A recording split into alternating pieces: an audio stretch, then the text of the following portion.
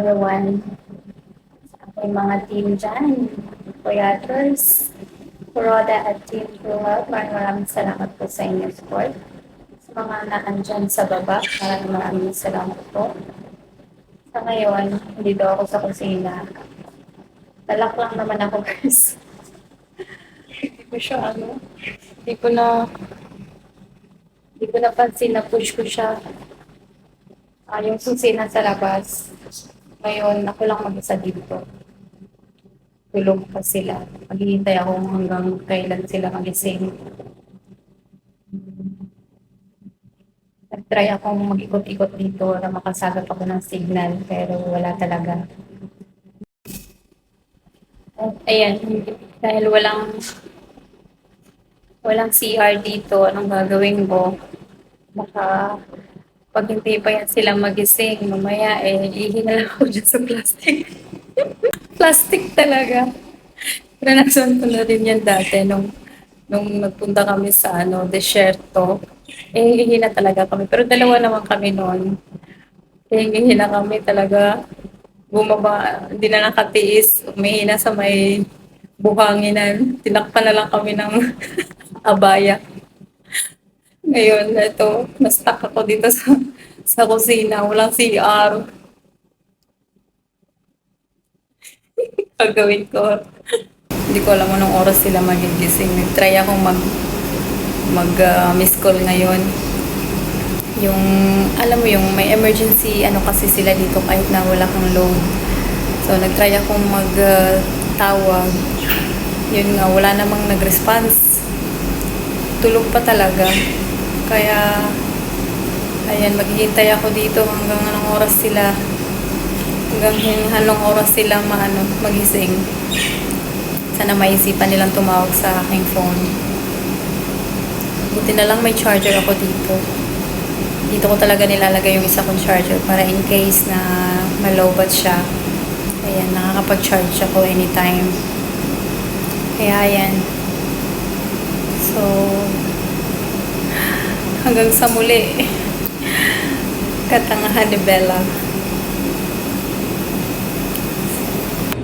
Team Boyaters, Team Kuroda, maraming salamat sa support niyo sa akin.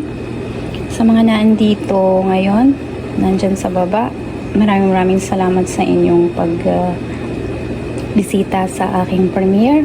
Sa mga magtambay hanggang sa matapos ito.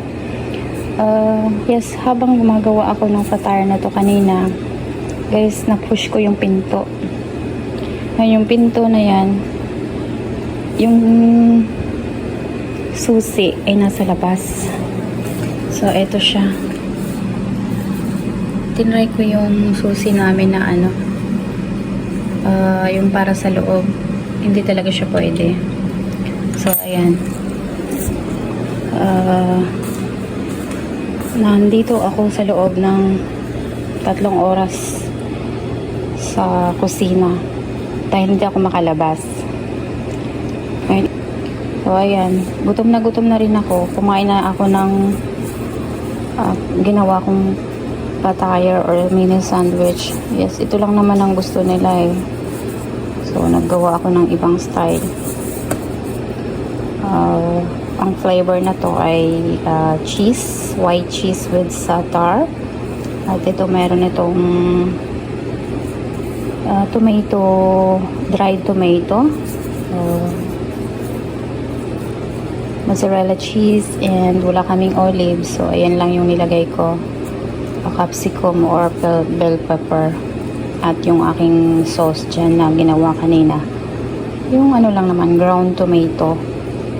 At saka yung may sibuyas at may bawang. At ito, alam nyo na, lagi ko itong ina-upload sa aking mga videos. So, ang white cheese din siya, pero meron siyang parsley and coriander sa loob. Then, black pepper. Then, yan yung sa ibabaw. Tinatawag nilang black sumsum. Hindi ko alam sa English. Basta parang sesame seeds lang din siya, pero itim. Pero pag tinikman mo, iba yung lasa. Hindi ko alam kung saan yan nakukuha.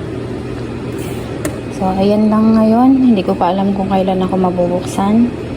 At least may tubig naman ako dito. At ayan guys, hanggang dyan lang yung aking video guys. Maraming salamat sa inyo, sa mga nag-support. Thank you so much. Sana magising na sila nang mabuksan na ako dito. Talagang nalak ako. Umikot din ako doon sa likod. Akala ko nakabukas yung pinto sa main door. Minsan kasi nakabukas yun. Aba, nung pagpunta ko doon, nakalock din. So, ang malas ko lang talaga. So, ngayon, sorry Bella. Hindi ko alam kung hanggang anong oras ako dito. So, ayan lang guys. Maraming salamat po sa ulit. God bless us all.